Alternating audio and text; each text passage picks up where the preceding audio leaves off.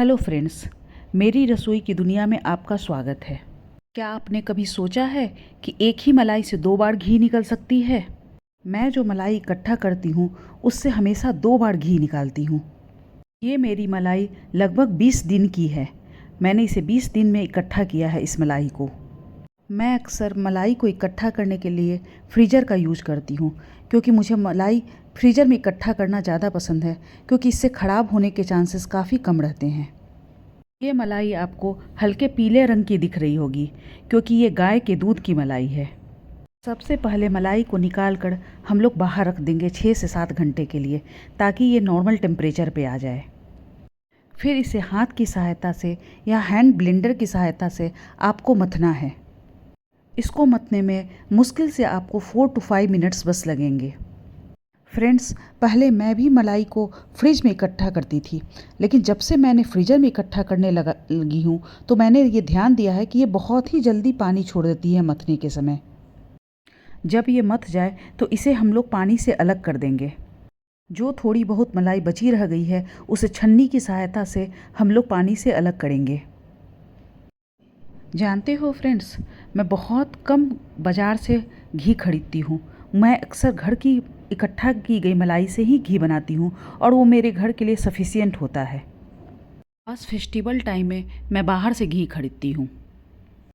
घर की बनाई हुई घी में सबसे बड़ी बात ये होती है कि उसमें मिलावट नहीं होता है। जितना भी बने वो प्योर होता है और हम लोगों को अपने बच्चे को या घर के अन्य सदस्यों को खिलाने में कोई डर नहीं रहता है। अब हम लोग मलाई को पानी डालकर इसे धो लेंगे।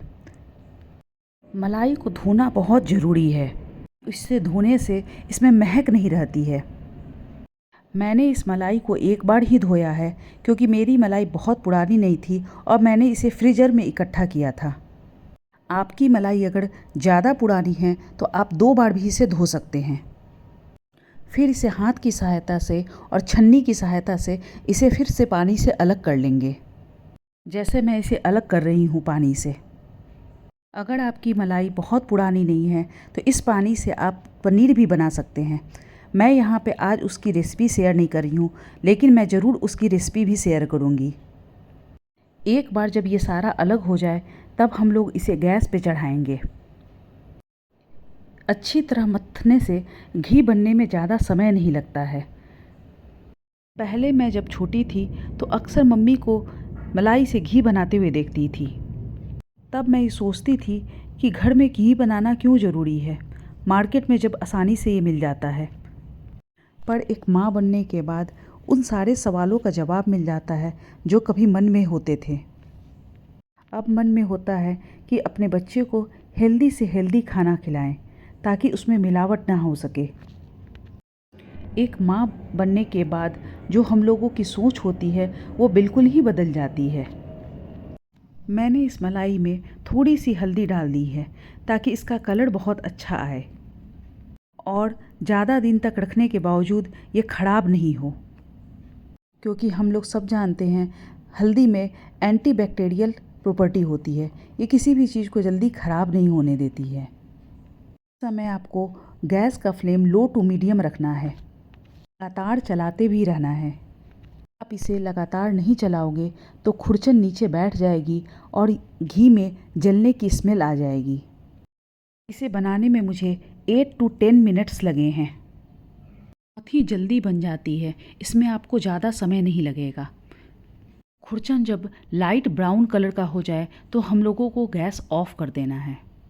गैस बंद होने के बाद भी घी का अपने टेम्परेचर के कारण खुरचन थोड़ी और लाल हो जाएगी। फिर खुरचन को छन्नी की सहायता से हम लोग अलग कर देंगे घी से। देख सकते हो कि 1 बाउल घी तैयार हुई है और ये मेरे घर के लिए 15 से 20 दिन के लिए काफ़ी है। अब हम लोगों का दूसरा टास्क शुरू होता है। एक बार तो हम लोगों ने घी निकाल दिया, अब दूसरी बार फिर से हम लोगों को घी निकालना है। इसके लिए खुरचन को फिर से उसी कढ़ाई में डालेंगे और 1 लीटर पानी डालेंगे। अगर आपका खुरचन कम है तो आप 1 गिलास पानी भी डाल सकती हैं। इसके बाद हम लोग कढ़ाई को फिर से गैस पे चढ़ा देंगे और 1 उबाल आने का वेट करेंगे। जब ये उबलने लगे तो इसे फिर छन्नी की सहायता से खुरचन को पानी से अलग कर देंगे। अब इस खुरचन हम लोगों के किसी काम का नहीं है, इसे अब हटा देंगे। और ये पानी जो है घी वाली, इसे हम लोग फ्रिज में रख देंगे 2 से 3 घंटे के लिए। 2 से 3 घंटे के बाद जब आप चेक करोगे तो एक घी की मोटी सी परत आपको जमी हुई इस पर नज़र आएगी। आप चम्मच की सहायता से इसे आप अलग कर लो। आप देख सकते हो मैं चम्मच की सहायता से कैसे इसे अलग कर रही हूँ। फिर इस शीट को हम लोग कढ़ाई में डाल देंगे। ये एक घी की मोटी सी शीट तैयार हो गई है, पर इसमें अभी पानी का अंश है, इसलिए इसे हम लोग कढ़ाई में डालेंगे। दोस्तों, आप जानते हो अगर पानी का अंश घी में रह गया तो वो घी को ख़राब कर देगा, इसलिए इसे हम लोग गैस पर डालकर सबसे पहले पानी को सुखाएंगे। इसे सूखने में आपको 3 से 4 मिनट लगेंगे। जब ये घी का पानी सूखेगा तो आपको क्रैकल की आवाज़ आएगी।